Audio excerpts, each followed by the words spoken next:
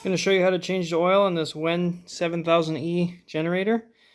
Just going to need some oil. It looks like it'll need a little bit more than a quart, so grab 2 quarts, paper towels, brake clean, and a 12mm. First thing you'll want to do is start it up and get it up to temp.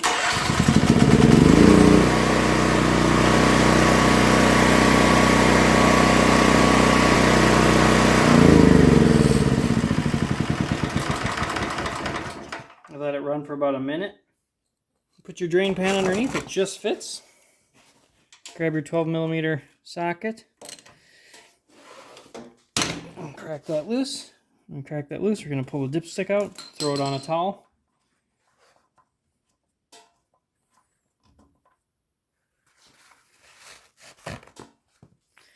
Okay, pull this guy out.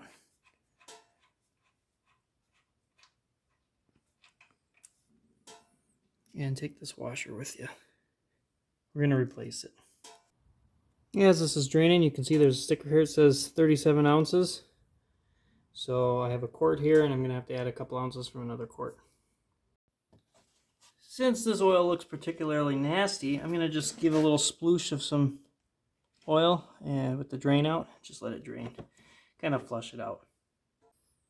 Okay, it's pretty much done draining. I replaced that aluminum crush washer with a copper one, just because that's the size I had that worked. I have aluminum ones, but I didn't have one that's the right size.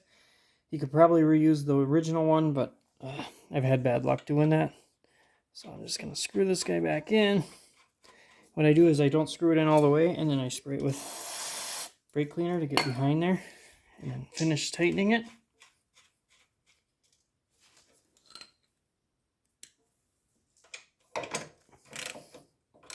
You don't have to go crazy, but you want it tight. So on the sticker here it says 30 weight. I'm going to use a 530 weight because it's a generator and it could be used in the winter, could be used in the summer. So that's what I'm going to use. For this, I'm using this AMSOIL small engine oil. You can use whatever you want. And people argue about it, so use whatever you want. Dump in this quart and then I'll check it.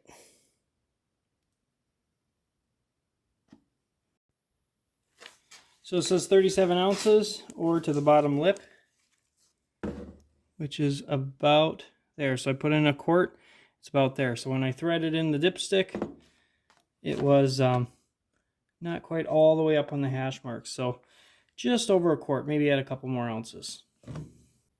I put in a couple more ounces and we're right up pretty much to the top of the hash marks. So I say good enough. Then you want to fire up the generator, let it run a minute, shut it off, let it sit for a couple minutes, and check it one more time. Make sure nothing's leaking. You should be good to go.